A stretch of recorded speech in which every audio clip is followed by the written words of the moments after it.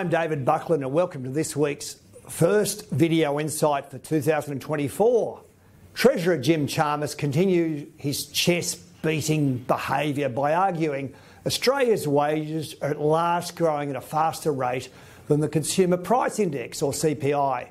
The problem with this claim is the CPI does not represent the cost of living because the Reserve Bank of Australia and the Treasury decided back in September 1998 to exclude interest payments on mortgages. When this decision was made over 25 years ago, the ratio of Australian households' debt to disposable income stood at about 60%, and the Reserve Bank of Australia's official cash rate was 5%. At that time, mortgage payments accounted for an average of about $5 for every $100 of expenditure. Today, the ratio of household debt to disposable income is one of the highest in the world at around 200%, while the Reserve Bank of Australia official cash rate stands at 4.35%. Interest on mortgages is currently $10.50 for every $100 of expenditure.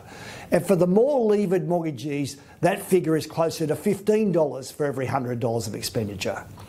For context, $58 billion of mortgage interest was paid over the 12 months of September 23, up 76% compared with the $33 billion of mortgage interest payments in the previous corresponding 12 months. The points here are crucial. If the CPI included interest payments on mortgages, then the increase in the cost of living would be closer to 9% rather than the stated 4%. Secondly, most families with either a big mortgage or rental stress are feeling poorer with a solid decline in their real disposable income. And this is illustrated on the screen as follows. As many Aussie consumers rein in their expenditure from the 13 interest rate increases in the 18 months to November 23, it seems likely the CPI will continue to decline over the foreseeable future. Of course, the market is now jumping the gun and rate cuts are now the bandwagon.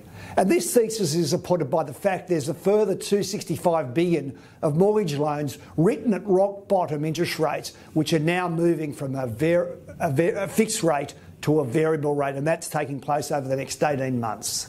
Many Australian families are suffering from overall cost of living pressures, debt servicing pressures, rental costs, and this is placing pressure on their real disposable income per capita.